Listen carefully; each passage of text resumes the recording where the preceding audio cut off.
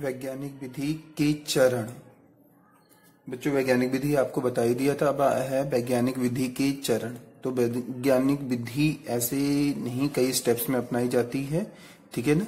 तो जो चरण है उसमें पहला चरण है, चरण का पहला भाग है तथ्यों का अवलोकन या प्रेक्षण। इंग्लिश में कहते हैं ऑब्जर्वेशन ऑफ फैक्ट्स। यानी कि अगर किसी भी चीज की हम खोज कर रहे हैं तो सबसे पहले उस तथ्य का, उस विषय का अवलोकन करेंगे।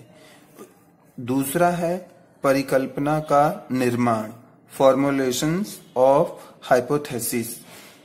अगर हमने उसका अवलोकन कर लिया है, प्रेक्षण कर लिया है, तो फिर हम उस परिकल्पना का निर्माण करेंगे, सोचेंगे कि कैसे ये बना है या इसका निर्माण करेंगे। तीसरा है परिकल्पना के आधार पर प्रयोग। जब हमने परिकल्पना का निर्माण कर लिया, उस तथ्य के बारे में जानकारी प्राप्त कर ली, उसका निर्माण कर लिया, तो अब उसके आधार पर हम प्रयोग करेंगे। प्रयोग करके देखेंगे कि जो हमने निर्माण किया है क्या वो सही है या नहीं है। चौथा आता है परिकल्पना का सामान्यीकरण।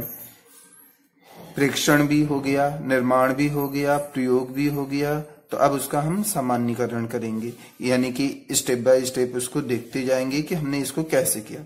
जब हमारा सामान्यीकरण हो जाता है तो अगला स्टेप आता है सिद्धांतों का नियमन, यानी कि डेरिवेशन ऑफ प्रिंसिपल। फिर हम उस प्रिंसिपल्स का नियमन करेंगे, स्टेप बाय स्टेप उसको बताते जाएंगे या लिखते जाएंगे कि हमने कैसे किया। ये था बच्चों वैज्ञानिक विधि के चरण। फिर एक आपको बता दें, पहला जो स्टेप्स होता है तथ्यों का अवलोकन या प्रेक्षण। दूसरा आता है परिकल्पना का निर्माण। तीसरा परिकल्पना के आधार पर प्रयोग। चौथा होता है परिकल्पना का सामान्यीकरण। पांचवा सिद्धांतों का नियमन।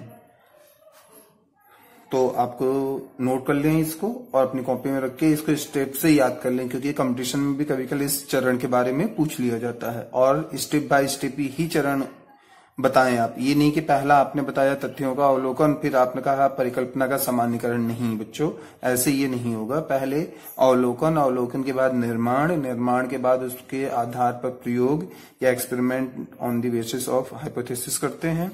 फिर परिकल्पना का सामान्यीकरण, फिर सिद्धांतों का नियमन। नेक्स्ट है बच्चों विज्ञान की शाखाएं। वस्तुतः विज्ञान वैज्ञानिक विधि द्वारा प्राकृतिक घटनाओं का ज्ञानार्जन है, अतः विज्ञान का सही नाम प्राकृतिक विज्ञान ही है। वैज्ञानिक विधि के द्वारा हम प्राकृतिक घटनाओं का ही ज्ञान का अर्जन करते हैं, और जो प्राकृतिक घटनाएं घट रही हैं, किस तरह से हो रहा है, क्यों हो रहा है, उन सारे बारे में जानकारी प्राप्त करना ही विज्ञान की शाखा के अंतर्गत आता है।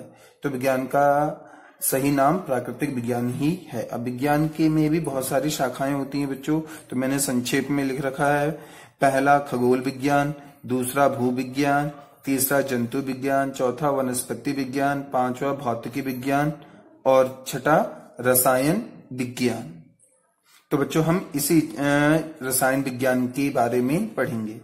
अब आपके दिमाग में चल रहा होगा कि क्या इतने ही होते हैं, और भी भाग होते हैं, बहुत से भाग होते हैं विज्ञान के, लेकिन मैंने कुछ भागों के नाम लिखे जिसमें हमें 3-4 के बारे में पढ़ना है 10th क्लास में, और 9 से रिलेटिव जो होते हैं जंतु विज्ञान, वनस्पति विज्ञान और रसायन विज्ञान। भौतिकी विज्ञान होता है, उसको भी हम पढ़ते हैं बच्चों।